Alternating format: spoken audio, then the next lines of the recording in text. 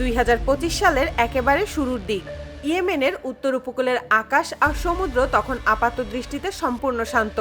ঢেউ ছিল স্বাভাবিক, বাতাস অনুকূলে, কোনো অস্বাভাবিক নড়াচড়া চোখে পড়ার মতো নয়। ইয়েমেনের বেস কমান্ড রুমে তখন নিয়মিত কাজ চলছিল। উত্তর সাগরে চলাচল করা আন্তর্জাতিক জাহাজ, ড্রোন, যুদ্ধবিমান সবকিছুর উপর রাডার আর স্যাটেলাইট ফিড দিয়ে নজর রাখা হচ্ছিল। এই রুট দিয়েই প্রতিদিন অসংখ্য বাণিজ্যিক ও সামরিক যান যাতায়াত করে। তাই শুরুতে কিছুই অস্বাভাবিক মনে হয়নি, কিন্তু হঠাৎ করেই রাডার স্ক্রিনে একটি বড় সিগন্যাল ধরা পড়ে। বিশাল আকারের একটি নৌ প্ল্যাটফর্ম ইয়েমেনের জলসীমার খুব কাছে চলে এসেছে।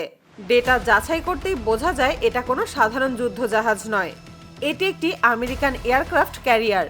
সমুদ্রের উপর ভাসমান এক বিশাল বিমান ঘাঁটি, যেখান থেকে একসাথে শতাধিক যুদ্ধবিমান টেক অফ ও ল্যান্ডিং করতে পারে। কমান্ড রুমে মুহূর্তেই পরিস্থিতি বদলে যায়। ইয়েমেন জানতো সরাসরি প্রতিশোধ কোনো সমাধান নয়, তাই প্রথম ধাপে সিদ্ধান্ত নেওয়া হয় সতর্কবার্তা দেওয়ার।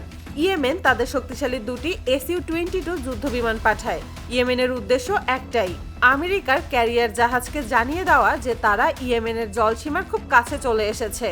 কিন্তু বাস্তবতা ছিল একেবারেই ভিন্ন। আমেরিকার এই এয়ারক্রাফট ক্যারিয়ার একা ছিল না, সেটির উপরে একসাথে 100টিরও বেশি যুদ্ধবিমান রেডি অবস্থায় ছিল। ইয়েমেনের দুটি ফাইটার জেট ক্যারিয়ারের কাছাকাছি যেতেই পরিস্থিতি দ্রুত বদলে যায়। আমেরিকার জাহাজ থেকে সঙ্গে সঙ্গে দুটি আধুনিক F-16 যুদ্ধবিমান তাদের দিকে এগিয়ে আসে। কোনো রেডিও বার্তা নয়, কোনো সতর্ক নয়, শুধু শক্তির প্রদর্শন। ইয়েমেনের বেস কমান্ড বুঝে যায় এই অবস্থায় আকাশে তাদের ফাইটার জেট দিয়ে কিছুই করার নেই। তবু এই ফ্লাইট পাঠানো হয়েছিল শুধুমাত্র একটি বার্তা পৌঁছে দেওয়ার জন্য যে তারা ইয়েমেন জলসীমার কাছাকাছি চলে এসেছে। কিন্তু সেই বার্তা কোনো কাজেই আসলো না। এরপর ইয়েমেন আরও বড় সিদ্ধান্ত নেয়। তারা জানতো আকাশে যুদ্ধবিমান দিয়ে নয়, সমুদ্রের উপর ভিন্ন কৌশল অবলম্বন করতে হবে। তাই মাঠে নামানো হয় হুতিদের সবচেয়ে পরিচিত কামিকাজি ড্রোন। ইরানের তৈরি এই ড্রোনগুলো ইতোমধ্যে বিশ্বজুড়ে আলোচনায়। প্রায় 1900 কিলোমিটার রেঞ্জ, উচ্চ গতি আর সবচেয়ে গুরুত্বপূর্ণ বিষয় রাডার ফাঁকি দেওয়ার অসাধারণ ক্ষমতা। এই ড্রোনের আরেকটি ভয়ঙ্কর দিক হলো একবার ছোড়া হলে এটাকে ফিরিয়ে আনার কোনো সুযোগ নেই। এটি লক্ষ্যবস্তু খুঁজে না পাওয়া পর্যন্ত উড়তেই থাকে। ড্রোনটি যখন আমেরিকান এয়ারক্রাফট ক্যারিয়ারের থেকে প্রায় 100 কিলোমিটার ভেতরে ঢুকে পড়ে, তখনই আমেরিকার জাহাজের উন্নত রাডার সেটিকে শনাক্ত করে ফেলে। আমেরিকার জাহাজের সঙ্গে সঙ্গে সতর্কতা জারি হয়। ক্যাপ্টেনের সামনে তখন খুব বেশি অপশন ছিল না।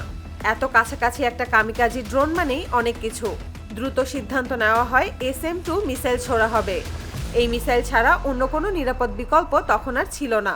কয়েক সেকেন্ডের মধ্যে ডেক থেকে একটি মিসাইল আকাশে ছুটে যায়। মুহূর্তের মধ্যে ড্রোনটি মাঝ আকাশে ধ্বংস হয়ে যায়। কিন্তু এখানেই গল্প শেষ নয়, মূল হিসাবটা শুরু হয় এরপর। আমেরিকা যে মিসাইল ব্যবহার করেছে তার দাম কয়েক মিলিয়ন ডলার, আর ইয়েমেন যে ড্রোন পাঠিয়েছে তার দাম মাত্র কয়েক হাজার ডলার। ক্যাপ্টেন ভালো করেই জানতেন এই ড্রোন একটা ছিল না, ভবিষ্যতে একটার পর একটা, এমনকি কয়েকশো ড্রোন পাঠানো ইয়েমেনের পক্ষে অসম্ভব কিছু নয়। একটা ড্রোন থামাতে যদি প্রতিবার মিলিয়ন ডলারের মিসাইল ছুটতে হয়, তাহলে ক্ষতির অঙ্ক বিলিয়ন ডলারে দাঁড়াবে। কয়েক ঘন্টার মধ্যেই হিসাব পরিষ্কার হয়ে যায়। এই জায়গায় অবস্থান করা মানে অর্থনৈতিক দিক থেকেও বড় লোকসানের সম্ভাবনা। এই বাস্তবতা মাথায় রেখেই ক্যারিয়ারের ক্যাপ্টেন শেষ সিদ্ধান্ত নেন। ধীরে ধীরে জাহাজের দিক পরিবর্তন করা হয়। এয়ারক্রাফট ক্যারিয়ার ইয়েমেনের জলসীমা থেকে সরে গিয়ে আন্তর্জাতিক জলসীমার দিকে চলে যায়। কোনো ঝামেলা হয়নি, কিন্তু ইয়েমেনের বার্তাটা পরিষ্কারভাবে পৌঁছে যায়। এই ঘটনায় আবার দেখিয়ে দেয় আধুনিক যুদ্ধে শুধু বড় জাহাজ বা শত শত যুদ্ধবিমানই সব নয়। কখনো কখনো কয়েক হাজার ডলারের একটি ড্রোনও কয়েক বিলিয়ন ডলারের যুদ্ধযন্ত্রকে পিছু হটতে বাধ্য করতে পারে।